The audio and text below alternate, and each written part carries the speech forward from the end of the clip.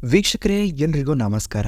ಊಟ ಮಾಡುವಾಗ ಅಥವಾ ಏನನ್ನಾದರೂ ತಿನ್ನುವಾಗ ನಿಮಗೂ ಕೂಡ ಅನೇಕ ಬಾರಿ ಕೂದಲು ಸಿಕ್ಕಿರಬಹುದು. ಶಾಸ್ತ್ರಗಳ ಪ್ರಕಾರ ಕೂದಲು ಸಿಕ್ಕಿರುವ ಆಹಾರವನ್ನು ನಾವು ಎಂದಿಗೂ ಸೇವಿಸಬಾರ್ದು. ಇದು ರಾಹು ಮತ್ತು ಪಿತೃ ದೋಷವನ್ನು ಸೂಚಿಸುತ್ತದೆ. ನಾವು ಯಾವ ರೀತಿಯಾದ ಆಹಾರವನ್ನು ಸೇವಿಸುತ್ತೇವೆಯೋ ಅದೇ ರೀತಿ ನಮ್ಮ ಮನಸ್ಸು ಕೂಡ ಇರುತ್ತದೆ ಎನ್ನುವುದು ನಮ್ಮ ನಂಬಿಕೆ ಇದೆ. ಯಾಕೆಂದರೆ ಆಹಾರವೇ ಜೀವನದ ಮುಖ್ಯ ಆಧಾರ. ಅದಕ್ಕಾಗಿಯೇ ಶಾಸ್ತ್ರಗಳಲ್ಲಿ ಆಹಾರ ಅಥವಾ ಧಾನ್ಯಗಳ ಮಹತ್ವವನ್ನು ಉಲ್ಲೇಖಿಸಲಾಗಿದೆ. ಆಹಾರದಲ್ಲಿ ಪದೇ ಪದೇ ಕೂದಲು ಕಾಣಿಸಿಕೊಳ್ಳೋದರ ಅರ್ಥ ಏನು ಅನ್ನೋದನ್ನು ಇದೇ ವಿಡಿಯೋನಲ್ಲಿ ತಿಳಿಸ್ತಾ ಇದ್ದೀನಿ. ಹಾಗಾಗಿ ವಿಡಿಯೋ ತುಂಬಾ ಚಿಕ್ಕದಾಗಿರುತ್ತೆ, ಎಲ್ಲೂ ಸ್ಕಿಪ್ ಮಾಡದೆ ವಿಡಿಯೋವನ್ನು ಕೊನೆ ತನಕ ನೋಡಿ. ಹಾಗೆ ಚಾನಲ್ಗೆ ಏನಾದರೂ ಹೊಸದಾಗಿ ವಿಸಿಟ್ ಕೊಟ್ಟಿದ್ರೆ ದಯವಿಟ್ಟು ಚಾನಲನ್ನು ಸಬ್ಸ್ಕ್ರೈಬ್ ಮಾಡ್ಕೊಳ್ಳಿ. ಹಾಗೆ ಪಕ್ಕದಲ್ಲಿ ಕಾಣೋ ಬೆಲ್ ನೋಟಿಫಿಕೇಶನ್ ಆಲ್ ಸೆಟ್ ಮಾಡೋದು ಮರಿಲೇಬೇಡಿ.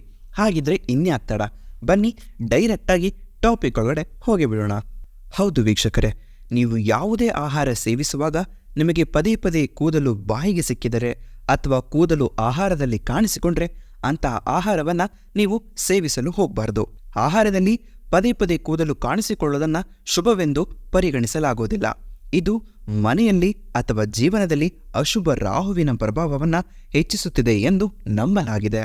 ನಿಮ್ಮ ಜಾತಕದಲ್ಲಿ ರಾಹು ಕೆಟ್ಟ ಸ್ಥಾನದಲ್ಲಿದ್ದರೆ ಅಥವಾ ನಿಮಗೆ ರಾಹು ದೋಷವಿದ್ದರೆ ಪದೇ ಪದೇ ಆರೋಗ್ಯದ ಸಮಸ್ಯೆಗಳನ್ನು ಎದುರಿಸ್ತೀರಿ, ಆರ್ಥಿಕ ಸಂಕಷ್ಟವನ್ನು ಅನುಭವಿಸ್ತೀರಿ, ಅನಗತ್ಯ ಖರ್ಚುಗಳು ಹೆಚ್ಚಾಗ್ತಾನೆ ಹೋಗುತ್ತವೆ.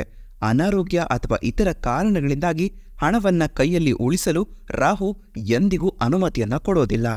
ಆಹಾರದಲ್ಲಿ ಪದೇ ಪದೇ ಕೂದಲು ಸಿಗೋದು ಕೇವಲ ರಾಹು ದೋಷಕ್ಕೆ ಮಾತ್ರ ಕಾರಣವಲ್ಲ, ಬದಲಾಗಿ ಇದರಿಂದ ಪಿತೃದೋಷ ಕೂಡ ಉಂಟಾಗಿರುತ್ತದೆ. ನೀವು ತಿನ್ನಲು ಕುಳಿತಾಗ ಅಥವಾ ಕೈಯಲ್ಲಿ ಆಹಾರವನ್ನು ತೆಗೆದುಕೊಂಡಾಗ ಕೂದಲು ಕಾಣಿಸಿದರೆ ಅದು ಪಿತೃದೋಷದ ಸೂಚನೆಯಾಗಿದೆ. ವೀಕ್ಷಕರೇ, ಯಾವ ಮನೆಯಲ್ಲಿ ಪಿತೃದೋಷವಿರುತ್ತದೆಯೋ ಅಂತಹ ಮನೆಯಲ್ಲಿ ಆಹಾರವನ್ನು ಸೇವಿಸುವಾಗ ಪದೇ ಪದೇ ಅಡಚಣೆಗಳು ಉಂಟಾಗ್ತಾನೆ ಇರ್ತವೆ. ನಿಮಗೂ ಹೀಗಾಗಿದೆಯಾ? ಹಾಗಾದರೆ ಅಂದರೆ ಊಟ ಮಾಡುವಾಗ ಕೂದಲು ಬಂದರೆ ತಕ್ಷಣ ರಾಹು ಮತ್ತು ಪಿತೃದೋಷಕ್ಕೆ ಸಂಬಂಧಿಸಿದ ಕ್ರಮಗಳನ್ನು ನೀವು ತಗೊಳ್ಳಿ ಆದಷ್ಟು ಬೇಗ.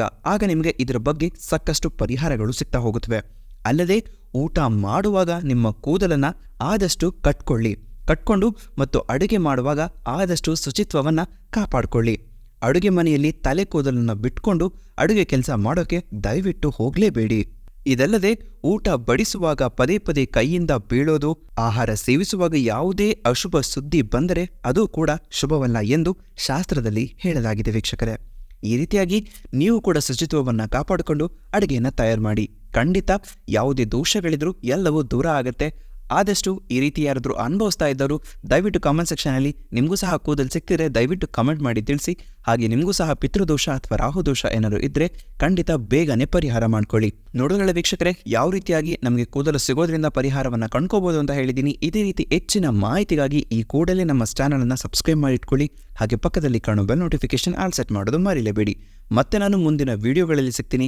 ಅಲ್ಲಿವರೆಗೂ ಈ ನಿಮ್ಮ ಪ್ರೀತಿಯ ಸುಂದರ ಚರಿತ್ರೆ ಯೂಟ್ಯೂಬ್ ಚಾನಲ್ನ ನೋಡ್ತಾ ಇರಿ, ಸದಾ ಯಾವಾಗಲೂ ನಗ್ತಾ ಇರಿ. ವೀಕ್ಷಕರೇ, ವಿಡಿಯೋ ನೋಡಿದ್ದಕ್ಕಾಗಿ ನಿಮಗೆಲ್ಲರಿಗೂ ಧನ್ಯವಾದಗಳು.